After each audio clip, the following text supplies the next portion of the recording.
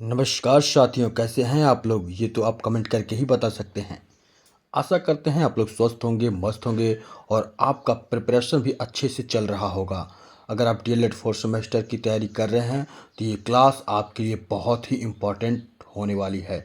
हमने स्टार्ट किया है प्रैक्टिस सेशन, जिसमें हम हर दिन एक नया प्रैक्टिस मॉडल पेपर लेकर आते हैं जो आपके एग्ज़ाम में सीधे प्रश्न दिला सकते हैं।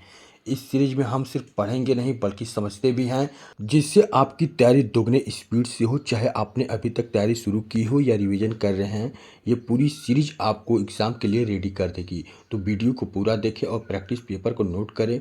और अगर आप सच में डीएलएड पास करना चाहते हैं साथियों, तो चैनल का बेल आइकन दबाना ना भूलें और अपने दोस्तों को भी शेयर करें। तो चलिए बिना देरी किए हुए हम लोग सेशन को स्टार्ट करते हैं। और आज की क्लास में हम डीएलएड फोर्थ सेमेस्टर के तृतीय प्रश्न पत्र यानी साइंस का प्रैक्टिस सेशन हम लोग देखेंगे। जैसा कि साथियों आप जानते हैं, विज्ञान में कुल 25 प्रश्न पूछे जाते हैं, जिसमें कि पाँच पाँच नंबर के होते हैं वस्तुनिष्ठ प्रश्न, और उसके बाद 6 नंबर के अति लघुत्तरीय प्रश्न होते हैं और 14 नंबर के लघुत्तरीय प्रश्न पूछे जाते हैं। तो चलिए हम लोग बिना देरी किए हुए स्टार्ट करते हैं। और पहले हम देखेंगे वस्तुनिष्ठ प्रश्न, जिसमें पहला प्रश्न है आपका, गैलेना किस धातु का अयस्क है? गैलेना किस धातु का अयस्क है? लेड, कॉपर, लोहा या फिर जिंक? तो इसका सही ऑप्शन होगा साथियों लेड का। किसका? लेड का, यानी पीबी का। सेकंड, वातावरण और जीवधारियों के पारस्परिक संबंधों से क्या बनता है? वातावरण और जीवधारियों के पारस्परिक संबंधों से क्या बनता है? समुदाय, पारिस्थितिक तंत्र, जीवोम या फिर खाद्य जाल? तो इसका सही ऑप्शन होगा साथियों पारिस्थितिकी तंत्र।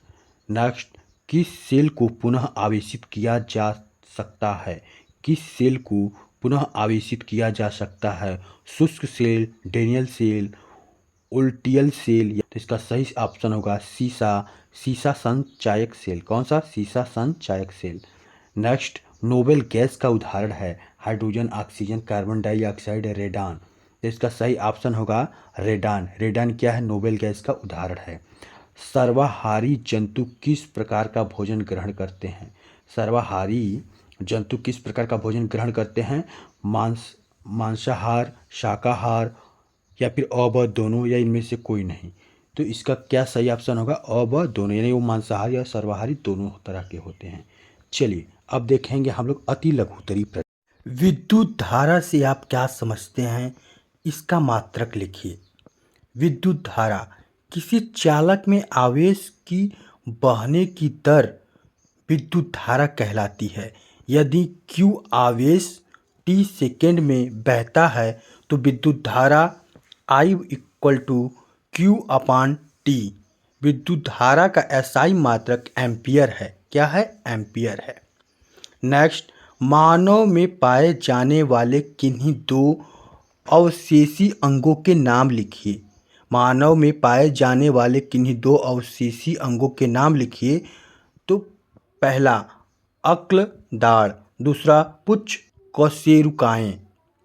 नेक्स्ट, सोडियम धातु की जल से अपक्रिया का रासायनिक समीकरण लिखिए।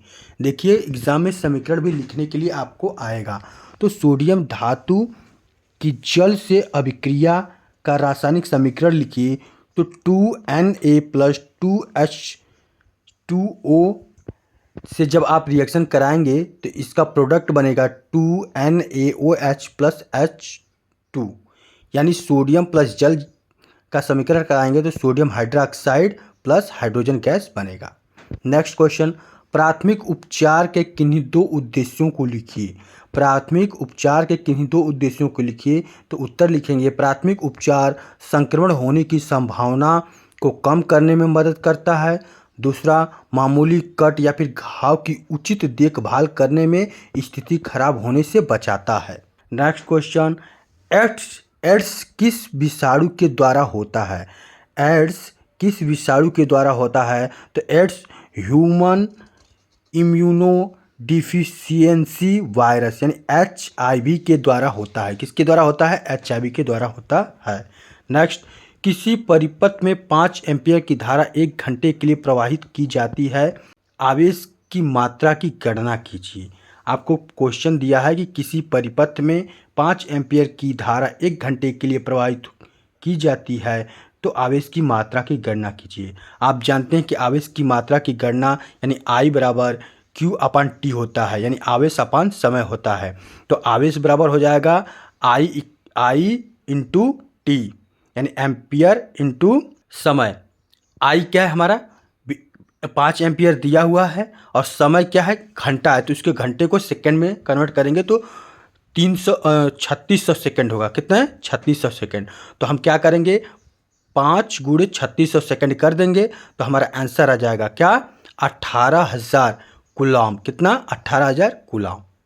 अब हम देखेंगे लघुत्तरी प्रश्न। क्वेश्चन है आपका जैविक घटक क्या होता है, इसके घटकों का संक्षिप्त वर्णन करें, अथवा पारितंत्र क्या है, पारितंत्र के विभिन्न घटकों का वर्णन कीजिए। उत्तर लिखेंगे आप, पहले हेडिंग डालेंगे पारितंत्र से आशय, अब उसमें लिखेंगे जैविक तथा अजैविक घटकों के आंतरिक संबंध को पारितंत्र कहते हैं। पारितंत्र के 2 प्रमुख घटक होते हैं, जैविक घटक और अजैविक घटक। जैविक घटक वे घटक होते हैं जिनका संबंध सजीव से होता है। जैविक घटक की 3 भागों में विभाजित किया गया है, उत्पादक, उपभोक्ता, अपघटक या फिर अपघटनकर्ता। उत्पादक क्या होता है, उत्पादक वे होते हैं जो भोजन का निर्माण करते हैं, हरे पेड़ पौधे तथा शैवाल, ये क्या है उत्पादक हैं। उत्पादक अपना भोजन प्रकाश संश्लेषण की क्रिया के फलस्वरूप निर्मित करते हैं। उपभोक्ता क्या होते हैं साथियों, उपभोक्ता वे होते हैं जो अपना भोजन उत्पादक से प्राप्त करते हैं। उपभोक्ता प्रत्येक स्थिति में अपने भोजन हेतु उत्पादक पर निर्भर करते हैं, इसीलिए हम कहते हैं कि उपभोक्ता परजीवी होते हैं। उपभोक्ता की निम्न श्रेणियों में विभक्त किया गया है, प्राथमिक उपभोक्ता, द्वितीयक उपभोक्ता, तृतीयक उपभोक्ता और सर्वोच्च उपभोक्ता। प्राथमिक उपभोक्ता जिन्हें हम शाकाहारी भी कहते हैं, ये सीधे तौर पर पौधों को खाते हैं, उदाहरण हिरण, खरगोश, गाय आदि। द्वितीय उपभोक्ता जिन्हें हम मांसाहारी कहते हैं, ये प्राथमिक उपभोक्ताओं को खाते हैं, जैसे लोमड़ी, सांप आदि। तृतीयक उपभोक्ता जिन्हें हम सर्वोच्च मांसाहारी कहते हैं, ये द्वितीयक उपभोक्ताओं का शिकार करते हैं, इसलिए इन्हें सर्वोच्च मांसाहारी यानी तृतीय उपभोक्ता कहते हैं, जैसे शेर, बाघ आदि।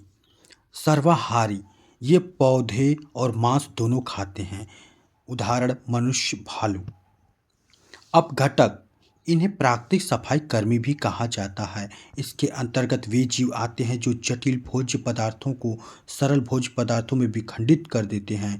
ये मृत पौधों और जानवरों को खाकर पोषक तत्व मिट्टी में वापस लाते हैं, जैसे कवक, जीवाणु आदि।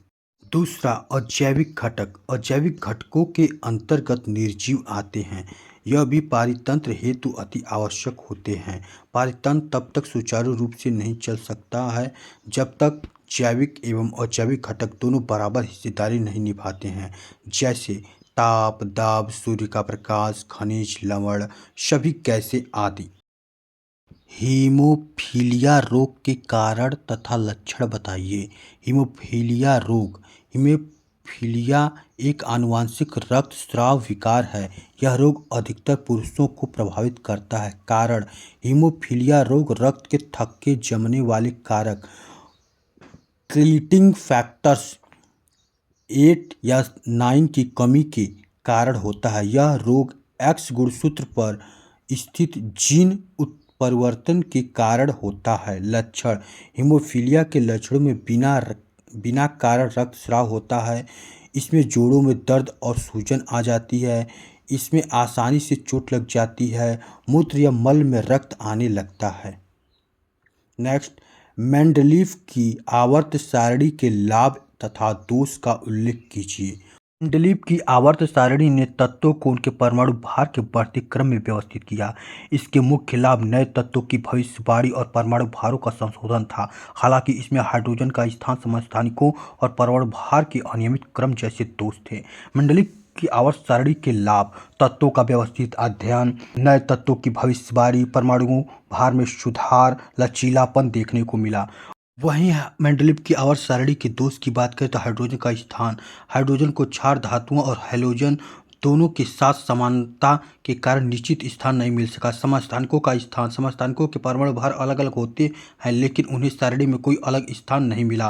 परमाणु भार का अनियमित क्रम, कुछ स्थानों पर अधिक परमाणु भार वाले तत्वों को कम परमाणु भार वाले तत्वों से पहले रखा गया, जैसे जो आप देख सकते हैं। इन्हें पॉइंट टू पॉइंट आप याद कर सकते हैं। नेक्स्ट क्वेश्चन, ओम का नियम क्या है अथवा ओम के नियम को परिभाषित कीजिए तथा प्रतिरोध व विद्युत में संबंध लिखिए। ओम का नियम, ओम के नियम के अनुसार यदि किसी चालक की भौतिक अवस्था जैसे ताप, लंबाई स्थिर रहे तो चालक में प्रवाहित होने वाली विद्युत धारा I उसके सिरों के बीच विभवांतर V के अनुक्रमानुपात होती है। ठीक है, क्या होते हैं? अनुक्रमानुपात होती है, यानी V=IR। यहाँ R क्या है? एक नियतांक है जिसे चालक का प्रतिरोध कहते हैं। क्या कहते हैं? चालक का प्रतिरोध कहते हैं। प्रतिरोध और विद्युत में संबंध क्या है? तो विभवांतर, विद्युत धारा और प्रतिरोध, यानी कि प्रतिरोध वोल्टेज और धारा का अनुपात होता है। क्या होता है? प्रतिरोध जो है वोल्टेज और धारा का अनुपात होता है, यानी R=V/I। व्युत्क्रमानुपाती संबंध, यानी समान वोल्टेज के लिए यदि प्रतिरोध R बढ़ता है तो धारा I घटती है, यदि प्रतिरोध घटता है तो धारा I बढ़ती है। मात्रक प्रतिरोध का SI मात्रक ओम है। कार्य क्या है? प्रतिरोध विद्युत धारा के मार्ग में बाधा उत्पन्न करता है जिससे धारा की गति धीमी हो जाती है। धातु तथा अधातु में अंतर, धातुएं अघातवर्ध एवं तन्य होती हैं, अधातुएं अघातवर्ध एवं तन्य नहीं होती हैं, ये भंगुर होती हैं। धातुएं चमत्कार होती हैं, अधातुएं चमत्कार नहीं होती हैं। अपवाद, आयोडीन। धातुओं के गलनांक एवं क्वथनांक उच्च होते हैं, अधातुओं के गलनांक एवं क्वथनांक निम्न होते हैं। धातुएं ऊष्मा एवं विद्युत की सुचालक होती हैं, अपवाद सीसा। अधातुएं ऊष्मा एवं विद्युत की कुचालक होती हैं, अपवाद ग्रेफाइट। या फिर हम धातु और अधातु के अंतर इस प्रकार भी लिख सकते हैं, जैसे भौतिक अवस्था, धातुएं पारा को छोड़कर ठोस होती हैं जबकि अधातुएं ठोस, तरल या गैस तीनों में हो सकती हैं। चालक, धातुएं ऊष्मा और विद्युत की अच्छी सुचालक हैं जैसे तांबा, जबकि अधातुएं कुचालक हैं, जैसे अपवाद में ग्रेफाइट। चमक, धातुएं चमत्कार होती हैं जबकि अधातुएं फीकी होती हैं, अपवाद आयोडीन। कठोरता, धातुएं आमतौर पर कठोर होती हैं जबकि अधातुएं नरम होती हैं, अपवाद हीरा। रासायनिक प्रवृत्ति, धातुएं इलेक्ट्रॉन त्याग कर धनायन बनाती हैं जबकि अधातुएं इलेक्ट्रॉन ग्रहण करके ऋणायन बनाती हैं। ऑक्साइड, धातु क्षारीय ऑक्साइड जबकि अधातुएं अम्लीय उदासीन ऑक्साइड बनाती हैं। धातु में लोहा, तांबा, अधातुएं कार्बन, ऑक्सीजन आदि। नेक्स्ट प्रश्न, लैमार्कवाद तथा डार्विनवाद के सिद्धांत में मुख्य अंतर क्या है, स्पष्ट कीजिए। लैमार्कवाद और डार्विनवाद जैव विकास को समझाने वाले दो प्रमुख सिद्धांत हैं। मुख्य अंतर यह है कि लैमार्क अर्जित लक्षणों की वंशानुगत पर जोर देता है जबकि डार्विनवाद प्राकृतिक चयन को विकास का आधार मानता है। लैमार्कवाद और डार्विनवाद के मुख्य अंतर हैं। आधारभूत सिद्धांत, लैमार्क के अनुसार वातावरण के प्रभाव से जीव अपनी आदतों में बदलाव करते हैं जिससे अंगों का उपयोग अनुपयोग होता है। डार्विन के अनुसार आबादी में स्वाभाविक विभिन्नता होती है और पर्यावरण अनुकूल बदलाव का चयन करता है। अंगों का उपयोग, लैमार्क मानते हैं कि अधिक उपयोग किए जाने वाले अंग विकसित होते हैं जैसे जिराफ की गर्दन। डार्विन का मानना है कि लंबी गर्दन वाले जिराफ प्राकृतिक रूप से बेहतर जीवित रहे, न कि खींचने से गर्दन लंबी हुई। वंशानुगत, लैमार्क में जीव द्वारा जीवन भर अर्जित किए गए गुण वंशानुगत होते हैं। डार्विनवाद के अनुसार केवल आनुवांशिक विभिन्नता अगली पीढ़ी में स्थानांतरित होती है। विकास की गति, लैमार्क एक धीमी निरंतर प्रक्रिया है, डार्विनवाद में यह जीवन के लिए संघर्ष के कारण होती है। नेक्स्ट क्वेश्चन, रुधिर कणिकाएं कितने प्रकार की होती हैं, उनके नाम तथा किसी एक रुधिर कणिका के कार्य लिखिए। रुधिर कणिकाएं निम्न प्रकार की होती हैं: लाल रुधिर कणिकाएं, श्वेत रुधिर कणिकाएं, रुधिर प्लेटलेट्स या थ्रोम्बोसाइट्स। लाल रुधिर कणिकाओं के कार्य, ये रक्त में सबसे अधिक होती हैं और इनका कार्य शरीर के विभिन्न अंगों तक ऑक्सीजन पहुंचाना है। कैसा लगा ये सेशन कमेंट करके हमें ज़रूर बताएं। अपने डाउट भी हमें कमेंट करें ताकि नेक्स्ट वीडियो में हम आपके डाउट को क्लियर कर सकें। अपने दोस्तों को शेयर करना ना भूलें और वीडियो को लाइक कमेंट ज़रूर करें। आप सभी को राधे राधे, जय श्री कृष्णा। नेक्स्ट वीडियो में नेक्स्ट मॉडल पेपर के साथ हम मिलेंगे। तब तक के लिए आप लोगों को जय हिंद, जय भारत।